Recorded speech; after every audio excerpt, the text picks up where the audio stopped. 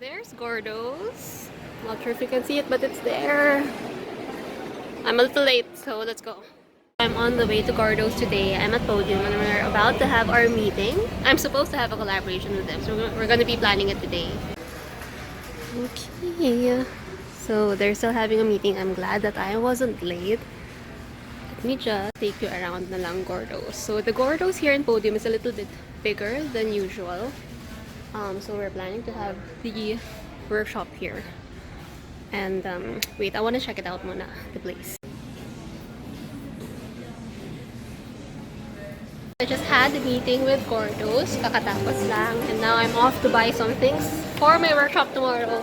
I'm so excited that we'll be having it this fourth quarter of this year. Hindi ko muna sasabihin. The details are hush-hush first, but super exciting. It's gonna be around the metro and it's gonna be for different branches of Gordo's, starting this fourth quarter of this year. Anyway, I'm gonna be meeting up with Mitzi and my sister, and we will be hanging out later in ADB. I'm still in Podium. I'm gonna grab some groceries and I'll see you later. Popped over here sa grocery and bought myself grapes before I go to Mitzi. Mas mali-mali pa yung pagbilang sa... So I'm crashing at Mitzi's place. She's working. Yan. Jirbie. Oh, let's eat pao. Yan yung lunch niya. Pao me. I got us grapes. Here's our very healthy lunch. Care of Mitzi. Thanks.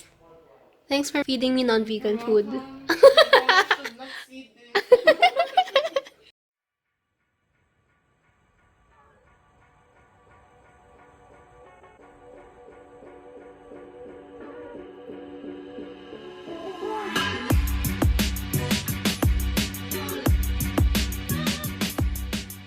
And so we're here at ADB. I'm their tour guide. So we're going into Caf. Yung gusto ni Mitzi. Yay! Dream come true. Cool. So right now we are just checking out what's inside the cafeteria. Mitzi and Kim are enjoying. Cool.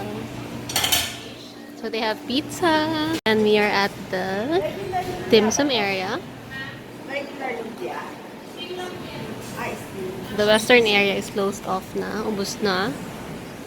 Normally, things are closed off by 2. And only the deli is open. So right now, dito kami sa deli. There you go, the deli. And Kim is ordering her food from the deli. It smells so good.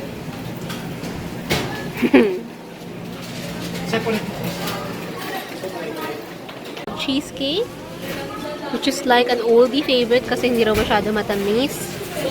And normally, people order it like a couple of days before kasi nauubusan din siya.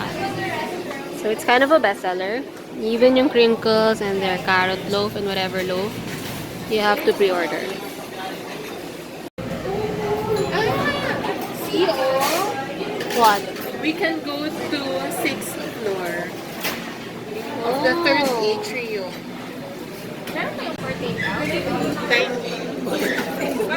Dining ako lang steak. It's vlog. I'm ordering a spinach dish. And it's vegan. It's vegetarian, not really vegan. I heard they say. Glad. So it's my potato corner. Perfect na. Kaya yung order ni Mitzi. Fish. And it's how much now? 45. 45 So cheap. And we're going to Kim kasi siya yung gutom na gutom. And that's her. we're like in an international lunch.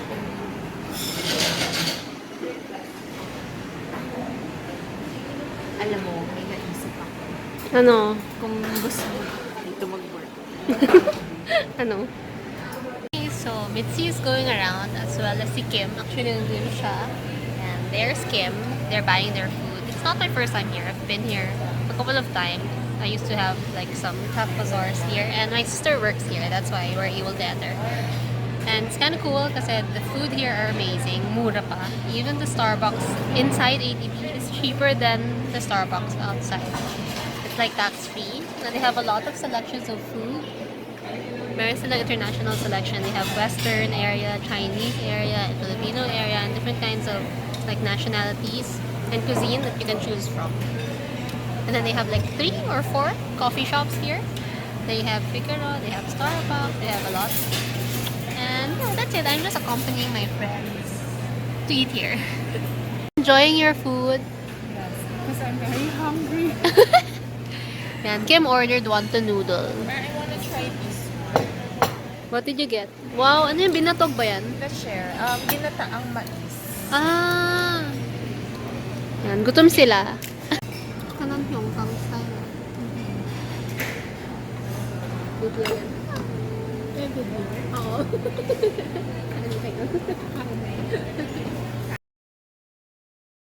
Anyway guys, thank you so much for watching. I hope you've enjoyed this vlog. Don't forget to subscribe and like, and I'll see you in my next vlog. Bye!